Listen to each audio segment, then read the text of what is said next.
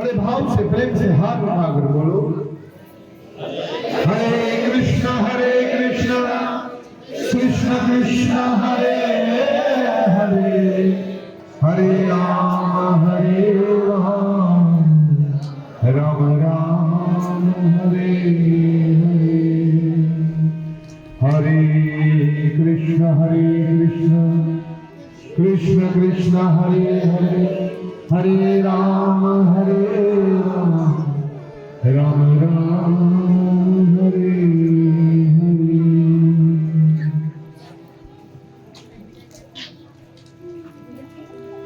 प्रिय भक्तों और माताओं, प्रातः काल की सत्संग में तीसरे अध्याय पर हमने कर्म योग पर चर्चा की और किस प्रकार आप परिवार में रहकर कर्म योग कर सकते हैं, अपने कर्म को योग बना सकते हैं। अब चौथे अध्याय में अर्जुन एक भगवान जब गीता का इतिहास बताते हैं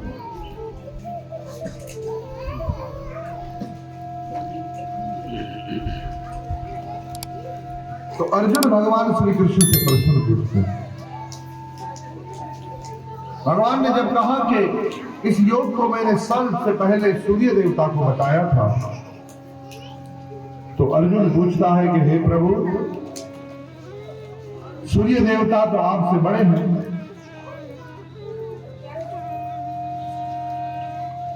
और आप जो हैं वो कह रहे हैं मैंने सूर्य देवता को बताया।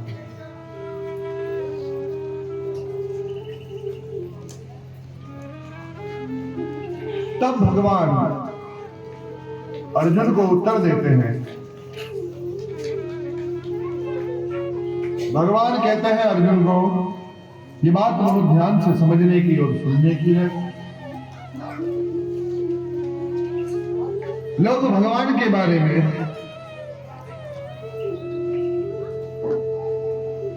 खासकर भगवान श्री कृष्ण के बारे में कई तरह के संशय रखते हैं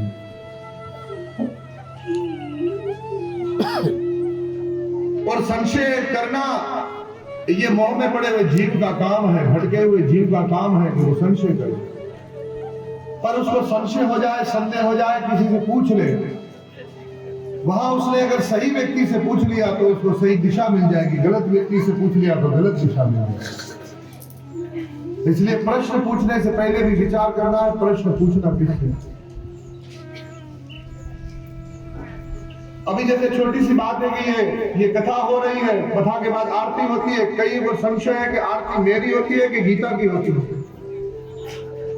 अगर सही आदमी ने सही उत्तर दे दिया तो हो सकता है संशय उसका मिट जाए, और किसी गलत आदमी से पूछ लिया, गलत उत्तर दे दिया तो वो कहेगा अरे ये लोग तो अपनी पूजा करवा रहे।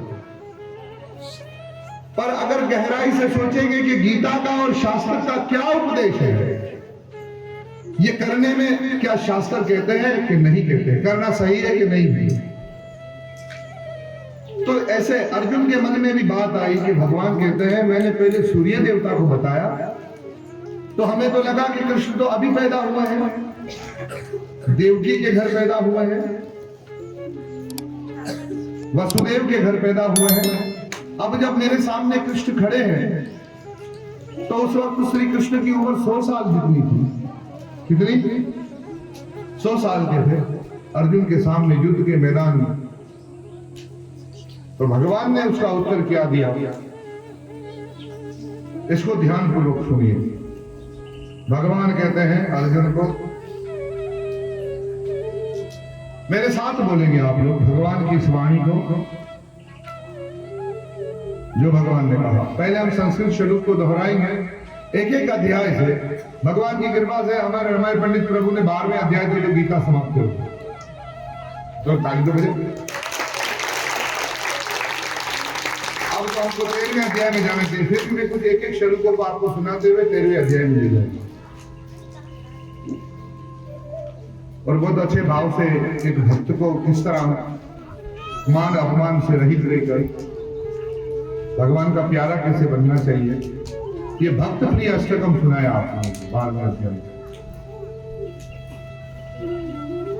तो भगवान जो कहते हैं, श्री भगवान उवाच,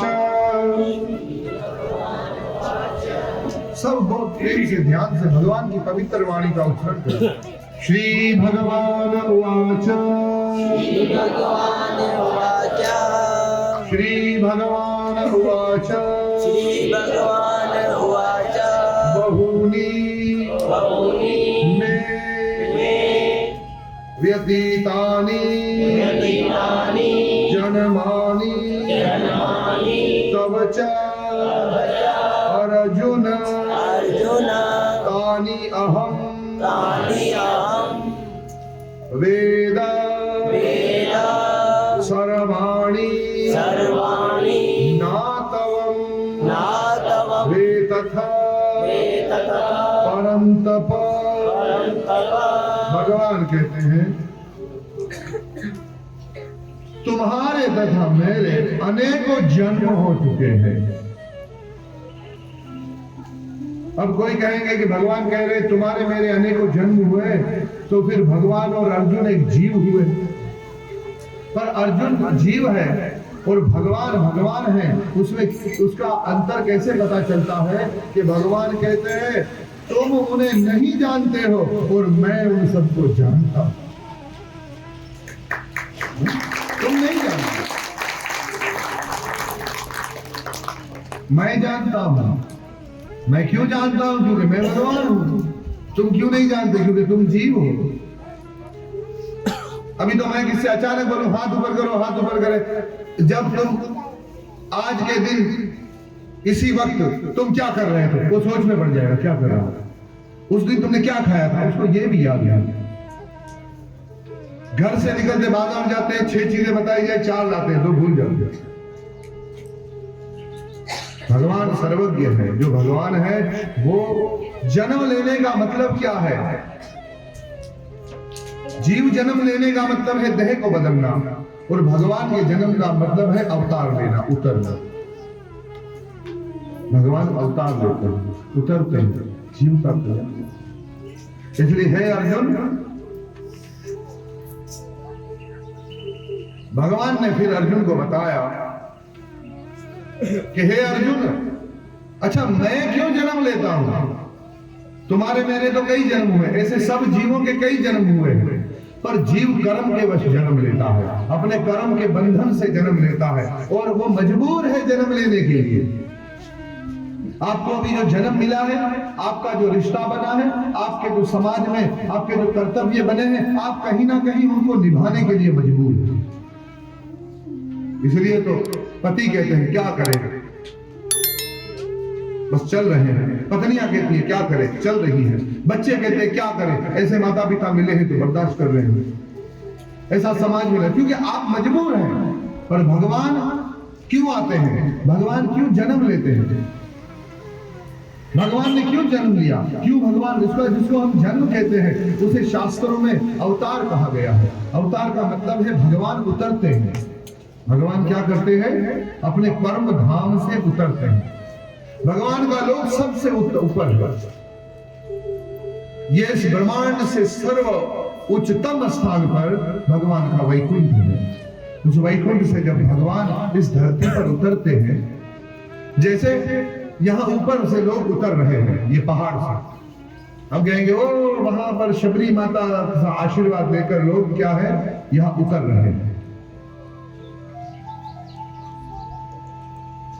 पर शबरी माता से लोग ये नहीं सीखते कि जब एक भक्ति के रास्ते पर चढ़ गए फिर वहां से उतरना नहीं है। पर लोग तो चढ़ रहे, उतर रहे, चढ़ रहे, उतर रहे। खाली चढ़ना उतरने, भक्ति के मार्ग पर कहीं स्थिर होना है। प्यारे भक्तों, भगवान ने कहा अर्जुन से, 4थे अध्याय का 7वां श्लोक, यदा यदा हि धर्मस्य ग्लानिर्भवति भारत अभ्युत्थानमधर्मस्य तदात्मानं सृजाम्यहम्।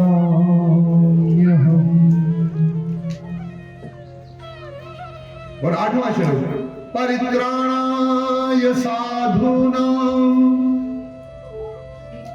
विनाशायश्च दुष्कृतां धर्म संस्थापनार्थाय संभवामि युगे युगे। चौथा अध्याय भगवान कहते हैं यदा यदा ही धर्मस्य ग्लानिर्भवति भारत, जब जब धर्म की हानि होती है, ग्लानिर मतलब जब जब धर्म की हानि होती है,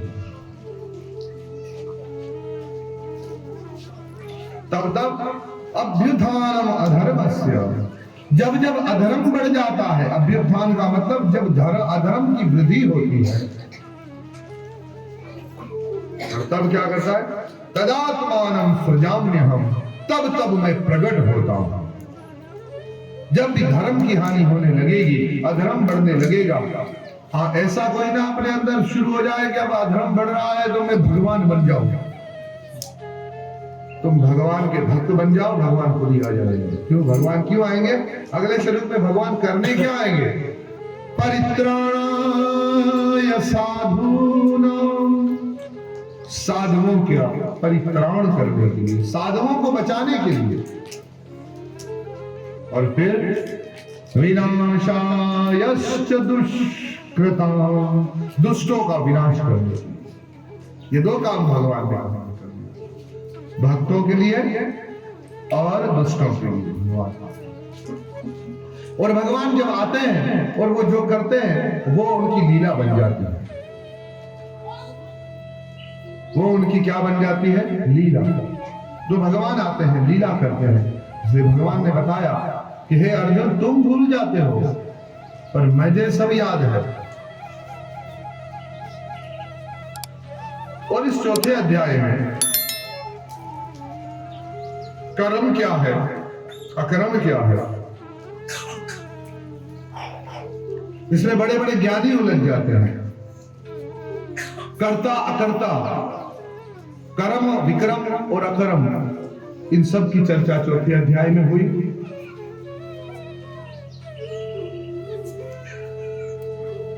और ब्राह्मण क्षत्रिय वैश्य और शूद्र के बारे में भगवान भगवत गीता के 13वें श्लोक में बताते हैं, चौथे अध्याय। कहते हैं भगवान चतुर्वर्णीय मया सृष्टम गुणकरम विभागशः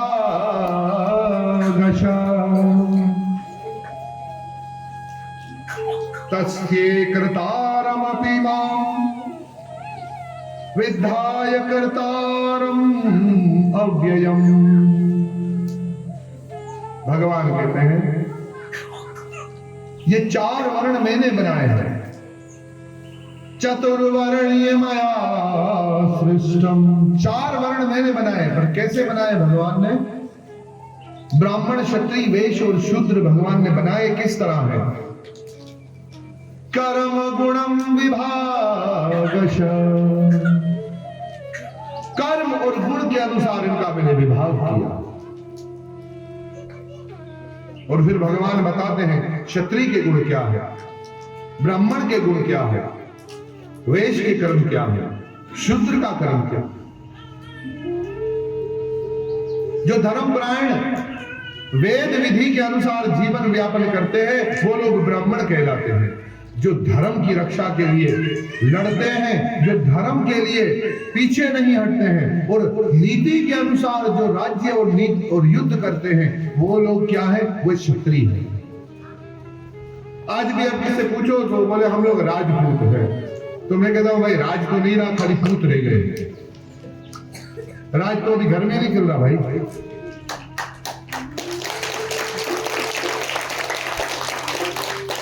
राज हो तो राजपूत, अभी तो खाली पूत है। और पूत के लिए भी तुलसीदास जी कहते हैं कि अगर पूत और मूत का आने का स्थान एक ही है, जहां से पूत आता है वहीं से मूत आता है। अगर भगवान का भक्त बन गया और माता पिता को जिसने पू नाम के नरक से तार दिया वो पूत है, और जो नहीं तार सका वो तो मूत का मूत है।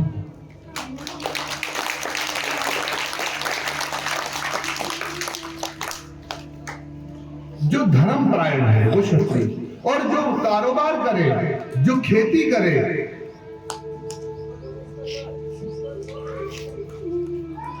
उसे वैश्य कहेंगे।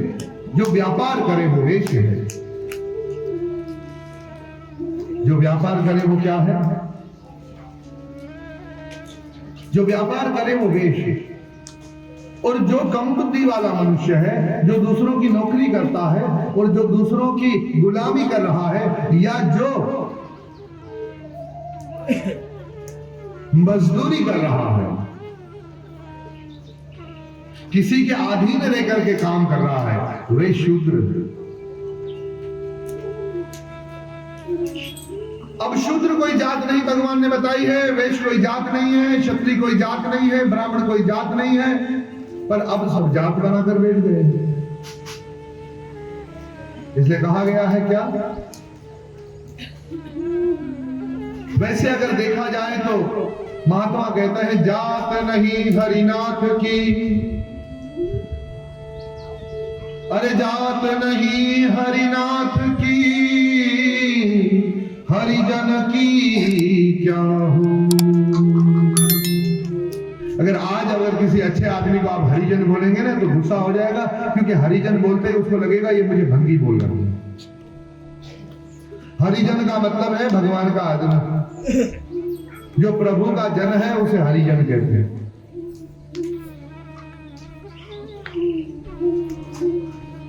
महात्मा गांधी ने उदारता दिखाई। जो लोग शूद्र का कर्म करने वाले थे उन लोगों को उन्होंने लक़ब दिया हरिजन।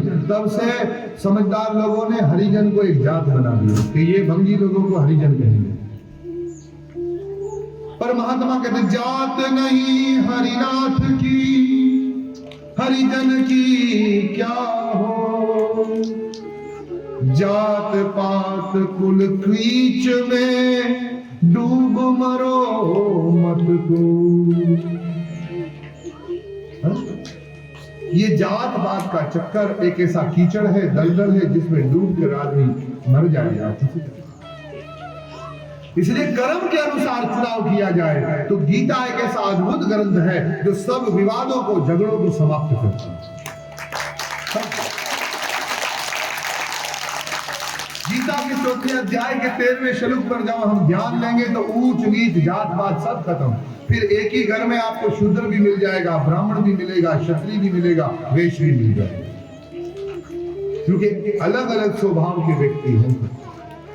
और हाँ, राक्षस भी अपने ही घर में मिलेगा। और आजकल तो ढूंढने कहीं जाने की जरूरत नहीं, आपको खुद के अंदर कभी आप ब्राह्मण लगोगे, कभी क्षत्रिय लगोगे, कभी वैश्य, शूद्र, कभी राक्षस। इसीलिए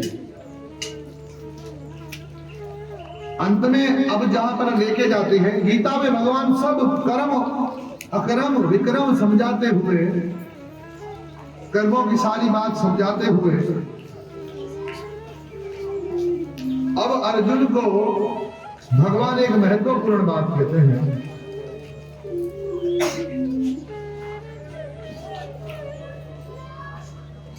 कि व्यक्ति को दिव्य ज्ञान का हथियार अपनाना चाहिए। अब प्रश्न उठता है कि ज्ञान किसको प्राप्त होगा? ज्ञान किसको प्राप्त होगा? तो कहते श्रद्धावान लभते ज्ञानम तत्परा सर्व इंद्रियः। ज्ञान कौन प्राप्त कर सकता है? श्रद्धावान लभते ज्ञानम। श्रद्धावान व्यक्ति जिसमें श्रद्धा है वही ज्ञान प्राप्त कर सकता है। अगर दिव्य ज्ञान चाहते हो तो श्रद्धावान बनना पड़ेगा। किस पर? अब आगे भगवान श्रद्धा कहां पर होनी चाहिए? सबसे पहले किस बात पर श्रद्धा उसे होनी चाहिए? वो 34वें श्लोक में भगवान ने बताया। ये 39वां श्लोक था जहां भगवान ने कहा श्रद्धावान व्यक्ति, पर 34वें श्लोक में भगवान ने बताया है तद विधि परिपातेन परिपर्शनेन सेवया उपदेक्ष्यन्ति ते ज्ञानम ज्ञानिनम तत्वदर्शिना।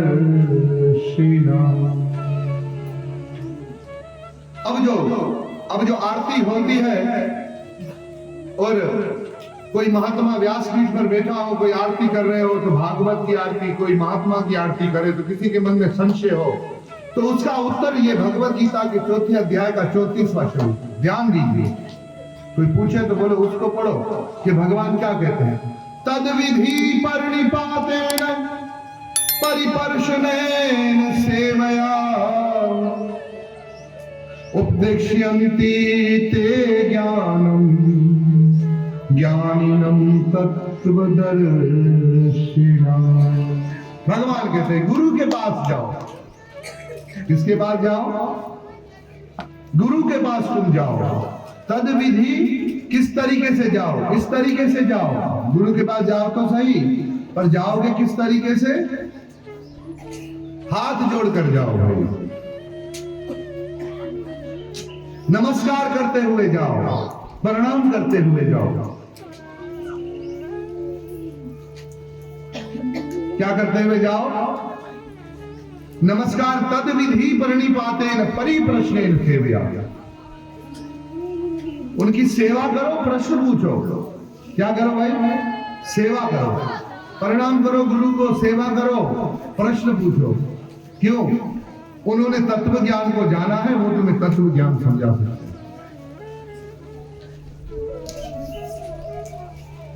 और वो उपनिषद लिखते हैं, शास्त्र लिखते हैं।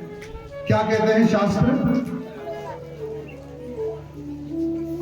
प्रथमं तु गुरु पूज्यम तत्पश्चात मम अर्चनम। पहले गुरु की पूजा करो, फिर मेरी पूजा करो। मानस में आप जाएंगे तो भगवान राम कहते हैं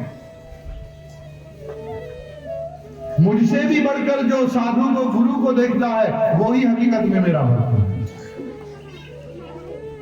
और अग्नि पुराण में भगवान अर्जुन को कहते हैं जो मेरे भक्त हैं वो मेरे भक्त नहीं है, जो मेरे भक्त के भक्त हैं वो मेरे सच्चे भक्त हैं।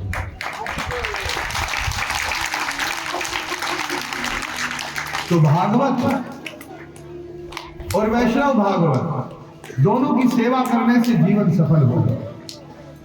इसलिए हमारे सनातन धर्म में अब यह है कि गुरु इसका दुरुपयोग न करे। गुरु को सदैव अपने मन से भगवान का दास होना चाहिए और शिष्य को सदैव क्या मानना है गुरु को? ये भी आप मंत्र पढ़ते भी हैं, सुनते भी हैं।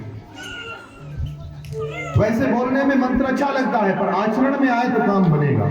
गुरुर ब्रह्मा गुरुर विष्णु, क्या बोलते हैं? गुरुर ब्रह्मा गुरुर विष्णु गुरुर्देव महेश्वरा गुरु साक्षात् परब्रह्म तस्मै श्री गुरुवे नमः। चौथे अध्याय में, दूसरे अध्याय में अर्जुन ने भगवान को गुरु माना। चौथे अध्याय में भगवान अर्जुन को गुरु के पास जाने की बात करते हैं। गुरु के पास जाना।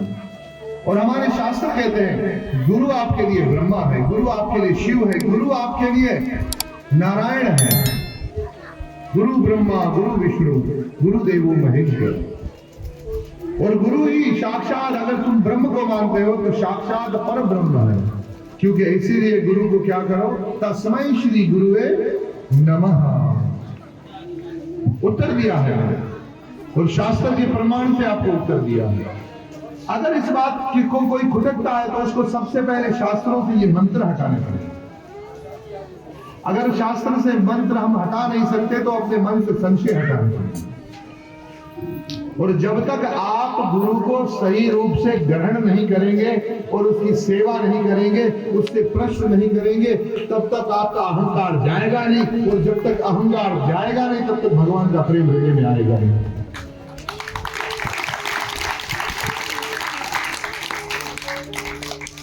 हरे कृष्ण। प्रिय भक्तों, तो अब की कथा को हम इस बात पर यहां विराम करते हैं।